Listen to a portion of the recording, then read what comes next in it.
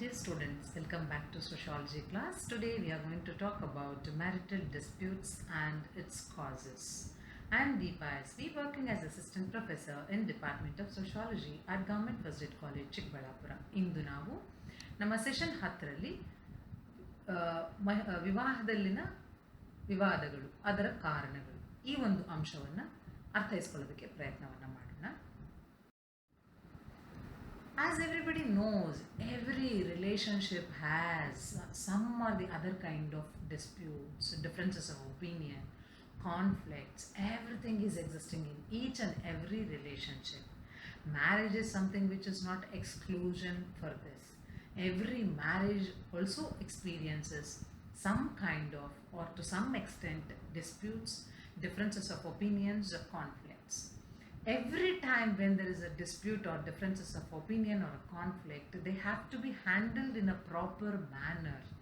If it is handled properly, then the relationship will not end. But then what exactly happens is, due to various kind of pressures and various kind of the relationship aspects, all these disputes or differences of opinions or conflict are poorly handled, and then the relationships comes to an end from there. The end of those relationships begins over there. Few of the reasons we can discuss over in these sessions. Okay, so ನಾವು ಯಾವುದೇ ಒಂದು ಸಂಬಂಧವನ್ನು ನೋಡಿದಾಗ ಆ ಸಂಬಂಧದಲ್ಲಿ ವಿವಾದಗಳು ಅನ್ನೋದು, ಅಭಿಪ್ರಾಯಗಳಲ್ಲಿನ ವ್ಯತ್ಯಾಸಗಳು ಅನ್ನುವಂಥದ್ದು, ಸಂಘರ್ಷಗಳು ಅನ್ನುವಂಥದ್ದು ಕಂಡು ಬಂದೇ ಬರುತ್ತೆ. ಅದು ಯಾವುದನ್ನೇ ನಾವು ಅನುಭವಿಸಿದಾಗ ಮುಖಾಮುಖಿಯಾಗಿ ಅದನ್ನು ನಾವೇನು ಮಾಡಬೇಕು, ರಿಸಾಲ್ವ್ ಮಾಡ್ಕೊಳ್ಬೇಕು. ರಿಸಾಲ್ವ್ ಮಾಡ್ಕೊಂಡಾಗ ಏನಾಗುತ್ತೆ, ಅಲ್ಲಿ ಸಮಸ್ಯೆ ಅನ್ನುವಂಥದ್ದು ಮುಂದುವರಿಯುವುದಿಲ್ಲ. ಅದನ್ನೇ ನಾವು ಹೇಳುವಂಥದ್ದು ವಿವಾದಗಳ ನಿರ್ವಹಣೆ ಅಂತ ಹೇಳಿಬಿಟ್ಟು. ಸೊ ಆ ನಿರ್ವಹಣೆಯನ್ನು ನಾವು ಮಾಡದಲೇ ಹೋದಂತಹ ಸಂದರ್ಭದಲ್ಲಿ ಸಂಬಂಧಗಳು ಕೊನೆಗೊಳ್ಳೋದಕ್ಕೆ ಅಲ್ಲಿ ಪ್ರಾರಂಭ ಆಗ್ತಾ ಹೋಗುತ್ತೆ. ಹಾಗೆ ಈ ವಿವಾಹದಲ್ಲಿ ಬರುವಂತಹ ಒಂದು ವಿವಾದಗಳು ಏನಿದೆ, ಅವುಗಳಿಗಿರುವಂತಹ ಕಾರಣಗಳು ಏನು ಅನ್ನೋದನ್ನು ನಾವು ಇಲ್ಲಿ ತಿಳ್ಕೊಳ್ಳೋದಕ್ಕೆ ಇವಾಗ ಪ್ರಯತ್ನ ಮಾಡೋಣ. The major reason that we do find is negative outlook, ನಕಾರಾತ್ಮಕ ಮೇಲ್ನೋಟ. ನಕಾರಾತ್ಮಕ ಮೇಲ್ನೋಟ ಅಂತ ಹೇಳಿದಾಗ ಏನು ಅಂತಂದರೆ, ನಾವು ಯಾವುದೇ ಒಂದು ವಿಷಯವನ್ನು ಮೇಲ್ನೋಟಕ್ಕೆ ಹೇಗೆ ಕಾಣುತ್ತೆ ಹಾಗೆ ಮಾತ್ರನೇ ಅರ್ಥ ಮಾಡ್ಕೊಂಡು ಬಿಡುವಂಥದ್ದು.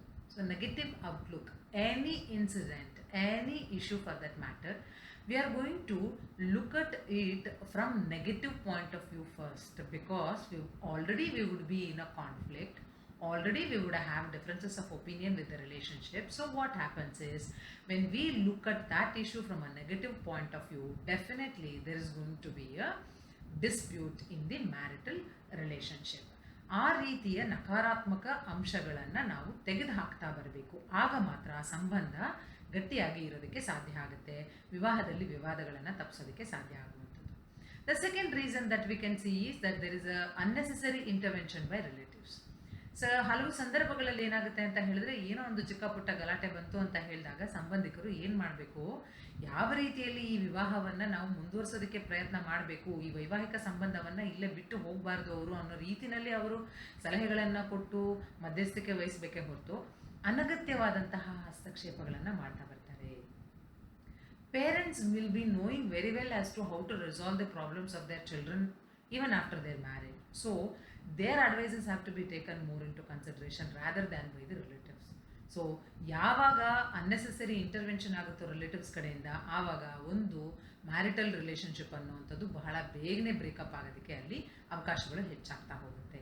ಹಾಗಂತ ಹೇಳಿ ಸಂಬಂಧಿಕರನ್ನ ತೆಗೆದು ಹಾಕಬೇಕು, ತೊಡೆದು ಹಾಕಬೇಕು ಅಂತ ಅಲ್ಲ, ಬಟ್ ಆದರೆ ಎಷ್ಟರ ಮಟ್ಟಿಗೆ ಅವರ ಸಲಹೆಗಳನ್ನು ಸ್ವೀಕಾರ ಮಾಡಬೇಕು ಅಷ್ಟೇ ಸ್ವೀಕಾರ ಮಾಡಬೇಕಾಗಿರುವಂಥದ್ದು ಸಹ ವೈವಾಹಿಕ ಸಂಬಂಧದಲ್ಲಿ ಇನ್ವಾಲ್ವ್ ಆಗಿರುವಂತಹ ಪಾರ್ಟ್ನರ್ಸ್ನ ಒಂದು ಇಂಪಾರ್ಟೆಂಟ್ ಇಶ್ಯೂವನ್ನು ಅವರು ಗಮನದಲ್ಲಿ ಇಟ್ಕೊಳ್ಬೇಕಾಗತ್ತೆ. The third aspect that we can see is that domestic abuse, ಕೌಟುಂಬಿಕ ಹಿಂಸೆ.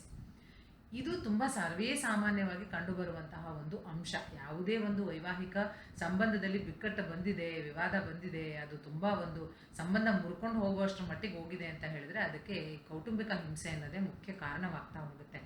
ಅದು ಹಸ್ಬೆಂಡ್ ಕಡೆಯಿಂದ ಆಗಿರ್ಬೋದು, ಅಥವಾ ಫ್ಯಾಮಿಲಿನಲ್ಲಿರುವಂಥ ಯಾವುದೇ ಒಂದು ಮೆಂಬರ್ ಕಡೆಯಿಂದ ಆಗಿರ್ಬೋದು. The domestic abuse or the violence could be from husband, from in-laws, from the sister-in-law, brother-in-law, any of the family members. The fourth reason that we can study or we can get to know is infidelity or adultery. ದಾಂಪತ್ಯ ದ್ರೋಹ.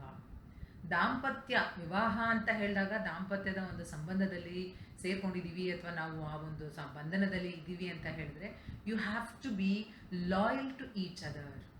ಒಬ್ರಿಗೆ ಒಬ್ಬರು ತುಂಬ loyal ಆಗಿರಬೇಕಾಗತ್ತೆ, ಪ್ರಾಮಾಣಿಕತೆಯಿಂದ ಇರಬೇಕಾಗತ್ತೆ. ಆದರೆ ಹಲವಾರು ಸಂದರ್ಭಗಳಲ್ಲಿ ಏನಾಗ್ತಾ ಹೋಗುತ್ತೆ ಅಂತ ಹೇಳಿದ್ರೆ ಬೇರೆ ಬೇರೆ ಕಾರಣಗಳಿಗಾಗಿ ಇಬ್ಬರು ದಂಪತಿಗಳು ಬೇರೆ ಒಂದು ಅನೈತಿಕವಾದಂತಹ ಅಕ್ರಮವಾದಂತಹ ಸಂಬಂಧಗಳನ್ನು ಬೆಳೆಸ್ಕೊಳ್ತಾ ಹೋಗ್ತಾರೆ. When this kind of illegal relationships will happen, definitely there is going to be a kind of you're not trusting the life partner, so thereby there is a end to the marital relationship. Next reason that we can try to understand is the major thing, the communication gap. ಸಂವಹನದಲ್ಲಿನ ಅಂತರ. Any problem that you are going to face have to be communicated face to face, husband wife. ಸಂವಹನ ಅನ್ನುವಂಥದ್ದು ಮುಖಾಮುಖಿ ಆದಾಗ ಮಾತ್ರ ಸಮಸ್ಯೆಗಳು ಏನು, ಯಾಕೆ, ಎತ್ತ ಅನ್ನುವಂಥದ್ದು ಅಲ್ಲಿ ಹೊರಗೆ ಬರ್ತಾ ಹೋಗುತ್ತೆ, ಅವುಗಳನ್ನು ರಿಸಾಲ್ವ್ ಮಾಡೋದಕ್ಕೆ ಸಾಧ್ಯ ಆಗುತ್ತೆ. ಆ ಕಮ್ಯುನಿಕೇಷನ್ ಗ್ಯಾಪ್ ಅನ್ನೋದು ಬಿಲ್ಡಪ್ ಆಯಿತು ಅಂತ ಹೇಳಿದ್ರೆ ಖಂಡಿತವಾಗ್ಲೂ ಅಂತಹ ವೈವಾಹಿಕ ಸಂಬಂಧಗಳು ಅನೇಕ ದಿನಗಳ ಕಾಲ ಮುಂದುವರಿಯುವಂಥದ್ದು ಬಹಳ ಕಷ್ಟ ಆಗುತ್ತೆ. ನೆಕ್ಸ್ಟ್ ರೀಸನ್ ನಾವು ನೋಡುವಂಥದ್ದು ಅನ್ಫುಲ್ಫಿಲ್ಡ್ ಎಕ್ಸ್ಪೆಕ್ಟೇಷನ್ಸ್, ಅತೃಪ್ತ ನಿರೀಕ್ಷೆಗಳು. ನಿರೀಕ್ಷೆಗಳು ಅನ್ನುವಂಥದ್ದು ಹಲವಾರು ಸ್ಟೇಜ್ನಲ್ಲಿ ಹಲವಾರು ವಿಷಯಗಳಿಗೆ ಸಂಬಂಧಿತವಾಗಿ ಇರುತ್ತೆ. It could be right from smallest expectation to bigger expectation. ತುಂಬ ಚಿಕ್ಕ ಮಟ್ಟದ ನಿರೀಕ್ಷೆಯಿಂದ ಹಿಡಿದು ಅತಿ ದೊಡ್ಡದಾದಂತಹ ನಿರೀಕ್ಷೆ ನಾವು ಜೀವನದಲ್ಲಿ ಒಂದು ಹಸ್ಬೆಂಡ್ ಆಗಿರ್ಬೋದು, ಒಂದು ವೈಫ್ ಆಗಿರ್ಬೋದು, ಮಕ್ಕಳಿಗೆ ಸಂಬಂಧಿತವಾದಂತೆ, ಮಕ್ಕಳ ಭವಿಷ್ಯಕ್ಕೆ ಸಂಬಂಧಿತವಾದಂತೆ, ಅವರ ಭವಿಷ್ಯಕ್ಕೆ ಸಂಬಂಧಿತವಾದಂತೆ ಹಾಕ್ಕೊಂಡಿರ್ತಾರೆ ಅಥವಾ ಅವುಗಳನ್ನು ಯೋಜನೆ ಮಾಡ್ಕೊಂಡಿರ್ತಾರೆ. ಆ ನಿರೀಕ್ಷೆಗಳು ಫುಲ್ಫಿಲ್ ಆಗದಲೇ ಇದ್ದಾಗ ಅಲ್ಲಿ ಮ್ಯಾರಿಟಲ್ ಡಿಸ್ಪ್ಯೂಟ್ ಅನ್ನುವಂಥದ್ದು ಅರೈಸ್ ಆಗುತ್ತೆ. So if that is not resolved, then there is going to be a end of the relationship. The next reason that we can try to understand is desire or unwillingness for children. ಕೆಲವು ಸಂಬಂಧಗಳಲ್ಲಿ ಏನಾಗುತ್ತೆ ಅಂತ ಹೇಳಿದ್ರೆ ವಿವಾಹಗಳನ್ನು ಮಾಡಿಕೊಳ್ಳುವಂತಹ ಸಂದರ್ಭದಲ್ಲೇ ಅವರು ಒಂದು ರೀತಿಯಾದಂತಹ oral agreement ಮಾಡ್ಕೊಂಡು ಬಿಟ್ಟಿರ್ತಾರೆ. ಇಷ್ಟು ದಿನಗಳ ಕಾಲ ಅಥವಾ ಇಷ್ಟು ವರ್ಷಗಳ ಕಾಲ ನಾವು ಮಕ್ಕಳನ್ನು ಹೆರುವಂತಹದ್ದು ಬೇಡ. ಸೊ ಅನ್ವಿಲ್ಲಿಂಗ್ನೆಸ್ ಫಾರ್ ಚಿಲ್ಡ್ರನ್ ಆ್ಯಂಡ್ ಆ ಒಂದು ಸಂದರ್ಭದಲ್ಲಿ ಏನಾದರೂ ಮತ್ತೆ ಮಕ್ಕಳು ಹುಟ್ಟುವಂತಹ ಒಂದು ಸಂದರ್ಭ ಬಂತು ಅಂದಾಗ ಅಲ್ಲಿ ಮತ್ತೆ ವಿವಾದಗಳು ಉಂಟಾಗುವಂಥದ್ದು. ಮಕ್ಕಳನ್ನ ಪಡಿಬೇಕು ಅನ್ನುವಂಥ ಒಂದು ಆಸೆನೂ ಸಹ ನಮಗೆ ಇಲ್ಲಿ ವಿವಾದಕ್ಕೆ ಕಾರಣವಾಗ್ತಾ ಹೋಗುತ್ತೆ. ಯಾರೋ ಒಬ್ಬರು ಲೈಫ್ ಪಾರ್ಟ್ನರ್ನಲ್ಲಿ ಯಾರೋ ಒಬ್ಬರಿಗೆ ಮಕ್ಕಳನ್ನು ಹೆರುವಂತಹ ಶಕ್ತಿ ಇರೋದಿಲ್ಲ. either the husband might be important or the wife might be a barren woman. So in this kind of a case, definitely there is going to be a dispute in the marital issues. The next reason is unorganized division of household work. ಮನೆಯಲ್ಲಿ ಮಾಡುವಂತಹ ಕೆಲಸಗಳನ್ನು ಸಂಘಟಿತ ರೀತಿಯಲ್ಲಿ ವಿಭಜನೆ ಮಾಡ್ಕೋಬೇಕಾಗುತ್ತೆ. Whether it is cooking, washing vessels, or taking care of children, thinking about their future, anything that we are going to talk about, everything has to be divided in an organized way. Household work as well as the outside work. In the modern days, almost all the couples are working. So working couple division of work ಅನ್ನು ಕರೆಕ್ಟಾಗಿ ಮಾಡ್ಕೊಂಡಿಲ್ಲ ಅಂತ ಸಂದರ್ಭದಲ್ಲಿ ಖಂಡಿತವಾಗ್ಲೂ ಅದು ಅನೇಕ ರೀತಿಯ ಸಮಸ್ಯೆಗಳಿಗೆ ದಾರಿ ಮಾಡಿಕೊಡುತ್ತೆ. ಅಲ್ಲಿ ಮ್ಯಾರಿಟಲ್ ರಿಲೇಷನ್ಶಿಪ್ಸು ಬ್ರೇಕ್ ಆಗುವಂಥ ಚಾನ್ಸಸ್ಸು ಬಹಳಷ್ಟು ಇರುವಂಥದ್ದು. Next we shall try to understand how to resolve the marital disputes. ನಾವು ಹೇಗೆ ಈ ವೈವಾಹಿಕ ವಿವಾದಗಳನ್ನು ಅಥವಾ ಬಿಕ್ಕಟ್ಟುಗಳನ್ನು ನಾವು ರಿಸಾಲ್ವ್ ಮಾಡ್ಕೊಳ್ಬೋದು ಅನ್ನೋವಂಥದ್ದು ಬಂದಾಗ ಅದರಲ್ಲಿ ಮೊಟ್ಟ ಮೊದಲನೇದಾಗಿ ನಾವು ನೋಡುವಂಥದ್ದು it requires defeating the selfishness. ಸ್ವಾರ್ಥ ಅನ್ನುವಂಥದ್ದನ್ನು ನಾವು ಪಕ್ಕಕ್ಕೆ ಇಡಬೇಕಾಗುತ್ತೆ. ಸೆಲ್ಫಿಶ್ನೆಸ್ ಅನ್ನುವಂಥದ್ದು ಯಾವುದೇ ಒಂದು ಸಂದರ್ಭದಲ್ಲಿ ಬಂತು, ಒಂದು ಸಂಬಂಧದಲ್ಲಿ ಬಂತು ಅಂತ ಹೇಳಿದ್ರೆ ಖಂಡಿತವಾಗ್ಲೂ ಆ ಒಂದು ಸಂಬಂಧವನ್ನು ಮುಂದುವರ್ಸ್ಕೊಂಡು ಹೋಗೋದು ಕಷ್ಟ ಆಗುತ್ತೆ. ಸೊ ಆ ಸೆಲ್ಫಿಶ್ನೆಸ್ ಅನ್ನುವಂಥದ್ದನ್ನು ಸೋಲಿಸಬೇಕು, ಸ್ವಾರ್ಥ ಅನ್ನುವಂಥದ್ದನ್ನು ಡಿಫೀಟ್ ಮಾಡಬೇಕು. ಆ defeating the selfishness is the first reason are the method of resolving the marital disputes. The second that we can talk about is accepting and adjusting to the differences. ಅನೇಕ ಸಂದರ್ಭಗಳಲ್ಲಿ ಬೇರೆ ಬೇರೆ ರೀತಿಯಾದಂತಹ ಡಿಫ್ರೆನ್ಸಸ್ಸನ್ನು ನಾವು ಕಾಣ್ತಾ ಹೋಗ್ತೇವೆ. ಆ ಡಿಫ್ರೆನ್ಸಸ್ ಯಾವ ರೀತಿ ಇರುತ್ತೆ ಅಂತ ಹೇಳಿದ್ರೆ ಮೈನರ್ ಆಗಿರುವಂಥದ್ದನ್ನು ಖಂಡಿತವಾಗ್ಲೂ ನಾವು ಹೊಂದಾಣಿಕೆ ಮಾಡ್ಕೊಂಡು ಹೋಗ್ಬೋದು. ತುಂಬ ಮೇಜರ್ ಆಗಿದೆ ಅನ್ನುವಂಥದ್ದನ್ನು ಯಾರೋ ಒಬ್ಬರು ಅಲ್ಲಿ ಒಂದು ಸಂಬಂಧದಲ್ಲಿ ಒಬ್ಬರು ಸೋಲ್ಲೇಬೇಕಾಗುತ್ತೆ. ಒಬ್ಬರು ಸೋತ್ರೆ ಮಾತ್ರನೇ ವಿವಾದಗಳು ಅನ್ನುವಂಥದ್ದು ಬರೋದಿಲ್ಲ. ಇವಾಗ ನಾವು ಪೇರೆಂಟ್ ಚಿಲ್ಡ್ರನ್ ರಿಲೇಷನ್ಶಿಪ್ ಅಂತ ಬಂದಾಗ Children will always try to, bend before parents. And then at the same time, parents also try to bend before children. ಯಾಕೆಂದರೆ ಅಲ್ಲಿ ಸಂಬಂಧಗಳು, ಆ ಪ್ರೀತಿ ವಿಶ್ವಾಸ ಎಲ್ಲ ಮುಖ್ಯವಾಗ್ತಾ ಹೋಗುತ್ತೆ. ಅದೇ ರೀತಿಯ ಪ್ರೀತಿ ವಿಶ್ವಾಸ ವಿವಾಹದಲ್ಲೂ ಸಹ ಇದ್ದೇ ಇರುತ್ತೆ. ಆ ಇರೋವಾಗ ಏನು ಅಂತ ಹೇಳಿದ್ರೆ, ಹಸ್ಬೆಂಡ್ ಆಗಿರ್ಬೋದು, ವೈಫ್ ಆಗಿರ್ಬೋದು, they have to leave that ego and then they have to get compromised with the differences, the minor differences. The major differences anyone have to bend upon, or they have to try to improvise the evading away the differences. Forgiveness ಅನ್ನುವಂಥದ್ದು another reason that we can talk about. ಕ್ಷಮೆ ಅನ್ನುವಂಥದ್ದು, ನಾವು ಚಿಕ್ಕ ಚಿಕ್ಕ ಸಂದರ್ಭಗಳಲ್ಲಿ ಕ್ಷಮೆಯನ್ನು ಕೋರ್ತಾ ಹೋಗಬೇಕು, ಕ್ಷಮೆಯನ್ನು ನೀಡ್ತಾ ಹೋಗಬೇಕು. If the marital relationship has to last long, definitely forgiveness is the major aspect where we can think of. One has to ask for forgiveness who has made a mistake.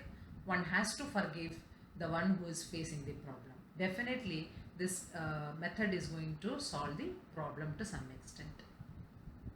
Another thing is requires loving confrontation. Confrontation ಅನ್ನುವಂಥದ್ದು ಎಷ್ಟು important. ಮುಖಾಮುಖಿ ಮಾತನಾಡುವಂಥದ್ದಾಗಿರ್ಬೋದು, ಇಶ್ಯೂಸನ್ನು face ಮಾಡುವಂಥದ್ದಾಗಿರ್ಬೋದು, ಎಷ್ಟು important ಅಂತ ಹೇಳಿದ್ರೆ, ಆ ಮುಖಾಮುಖಿಯಾದಂತಹ ಒಂದು face to face confrontation ಮಾಡ್ದಲೇ ಇದ್ದಾಗ ಖಂಡಿತವಾಗ್ಲೂ ರಿಲೇಷನ್ಶಿಪ್ಪು ಎಂಡ್ ಆಗ್ತಾ ಬರುತ್ತೆ. ಸೊ ಪ್ರೀತಿ ಅನ್ನುವಂಥದ್ದು ಮುಖಾಮುಖಿಯಾಗಿ ಅಗತ್ಯವಾಗಿ ನಾವು ಅದನ್ನು ಎಕ್ಸ್ಪ್ರೆಸ್ ಮಾಡ್ತಾ ಇರಬೇಕಾಗತ್ತೆ. ಕಷ್ಟ ಬಂದಾಗ ನಾನು ಜೊತೆನಲ್ಲಿದ್ದೀನಿ ಅನ್ನುವಂಥದ್ದು, ಕಷ್ಟ ಬರ್ದಲೇ ಇರೋ ರೀತಿಯಲ್ಲೇ ನೋಡ್ಕೊಳ್ತೀನಿ ಅನ್ನುವಂಥದ್ದು, ಇವೆಲ್ಲವೂ ಬಹಳ ಇಂಪಾರ್ಟೆಂಟ್ ಆಗ್ತಾ ಹೋಗುತ್ತೆ.